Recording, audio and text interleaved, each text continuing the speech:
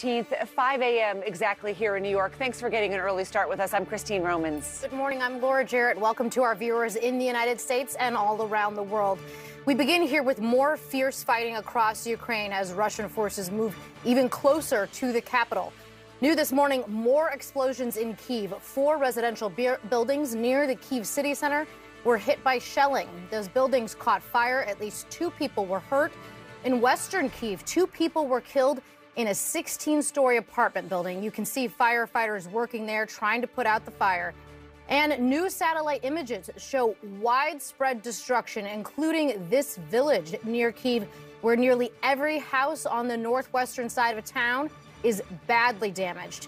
And here in the besieged southern Ukraine city of Mariupol, images of a smoldering neighborhood and a damaged intensive care hospital complex. Meantime, the Ukrainian military releasing a video that proves it is still fighting back effectively. This drone footage shows an artillery strike on a Russian military convoy, Russian military position, rather, hidden in a forest outside of Kyiv. And the U.S. is warning China now against providing any military or financial aid to Russia in the midst of the sanctions crackdown. There are suggestions. China has expressed some openness to providing the aid. More on that in a moment. Also today, the 4th round of talks between Russian and Ukrainian negotiators resumes after that pause yesterday afternoon. But first, CNN's Scott McLean joins us from Lviv in western Ukraine. And Scott, what more do we know about the shelling that is happening this morning in Kyiv? Hey, Christine, yeah, it seems to be happening with more frequencies. Some new pictures of that 16-story apartment building show that after those explosions were lobbed at the building, it caught fire, and you can see flames racing through most, if not all of it. 2 people were killed, but based on the dramatic pictures, it would not be surprising if there were more, or certainly if there were more injuries. There was undoubtedly a rescue effort to try to get people out of that building before it was completely engulfed in flames. There were also explosions heard in other parts of the city. One was just south of the Kyiv city center, where photos show that the crater was left behind right next to a house that caught fire. And then there was another apartment building just a little bit north of the city center. Only about a mile away or so is this district where this apartment building, a 10-story building, the bottom 5 floors caught fire. Again, part of a pattern here. U.S. defense officials say that it seems like the ground offensive around the capital seems to have stalled largely. They didn't make any meaningful progress on the ground. And so it seems that for the time being, Christine, the Russians are content to simply lob explosives into the city, hitting residential areas indiscriminately in the absence of any ability to get any closer with their ground troops. That same U.S. official also said that the Russian forces have failed to make any meaningful progress in taking the city of Mykolaiv in southern Ukraine. That is a strategic city there that Russian forces are approaching from the northeast. And it would be of strategic importance because if they were to take that city, then they would be able to perhaps go west, open a new front on Odessa, or go north and start attacking Kyiv from the south. All right, Scott McLean for us in Lviv. Thanks, Scott. All this as the U.S. is warning China against helping Russia in its war on Ukraine. Sources tell CNN Beijing may have expressed some openness to Russian requests for financial and military assistance. Let's bring in CNN's Stephen Zhang live in Beijing for us. Stephen, good morning. This possible partnership, if you will, between Moscow and Beijing clearly has U.S. officials concerned. So what kind of help might China actually offer Russia? Well, Laura, apparently everything from drones to MREs are meals ready to eat for Russian troops, according to U.S. officials. Now, for their part, of course, the Chinese have been pushing back very hard, saying all of this is part of a U.S.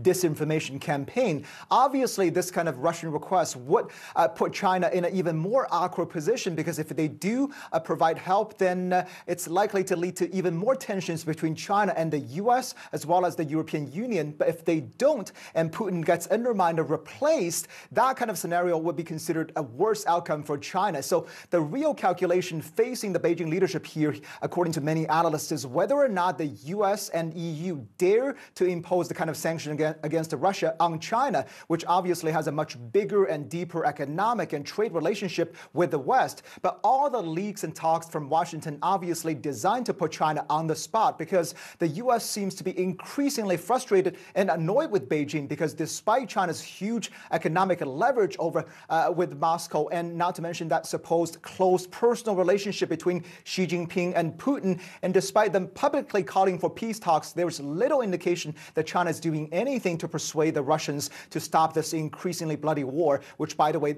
the Beijing leadership still refuses to call a Russian invasion. Laura?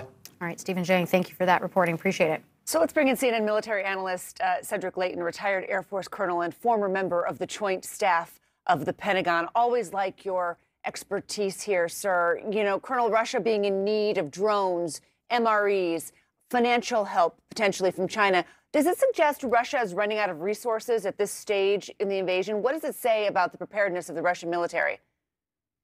Well, Christine, good morning. It basically says that the Russian military was not prepared to do this. So you have to wonder, how this actually worked in the chain of command when they gave the orders to do this. And they had these exercises, going all the way into Belarus and, of course, extending all the way around Ukraine. What they were actually thinking. Did they really think, the military leadership, that they were just going in for a quick excursion, so to speak, or that they were actually just training? They were woefully unprepared for this. And as far as the Chinese aspect of this is concerned, Christine, it definitely shows that the Russians did not have, what we would call the tooth to tail ratio. In other words, the requisite logistical support that they needed in order to execute this. And they need the Chinese to step in and fill the breach. And Colonel, every day it seems like we're seeing more and more strikes and Russian movements near Kyiv. How is the Ukraine military holding up some 20 days in here? Well, they're doing much better, Laura, than we expected them to. What we're seeing is a very determined resistance. Historically, it kind of reminds you of what the Finns were able to do in 1939, 1940 against the old Soviet Union, when they held off a much larger Soviet army moving into Finland. So, you're looking at what the Ukrainians are up against here, and it's pretty massive. In many ways, the Russians enjoy a 10-to-1 advantage in certain force ratios. In some cases, it's less. Some cases, it's more.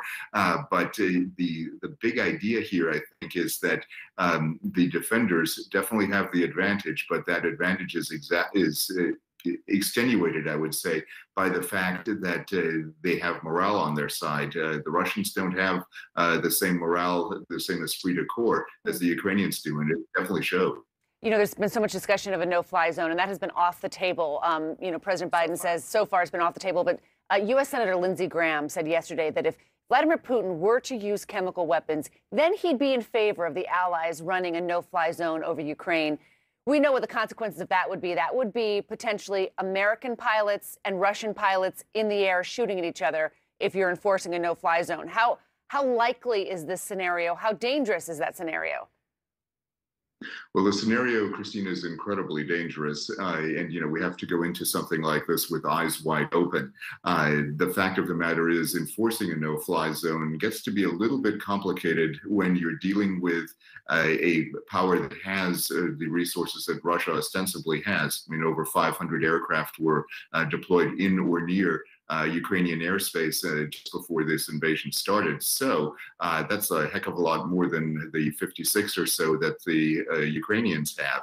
And that, that tells you that the advantage in the air would initially be with the Russians. So it's very hard to enforce something that way. You have to bring a lot of American and NATO air power to bear. And the other thing, real quickly, to let you know about is the fact that the Russians are actually shooting a lot of their missiles from aircraft from places outside of Ukrainian airspace. They're doing it from the Sea of Azov, Black Sea, and Russia.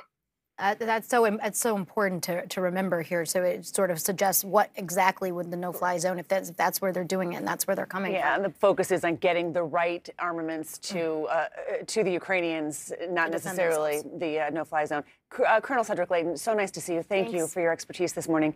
All right, NATO leaders seeking to meet next week as Russia's attacks on Ukraine move closer to NATO's doorstep.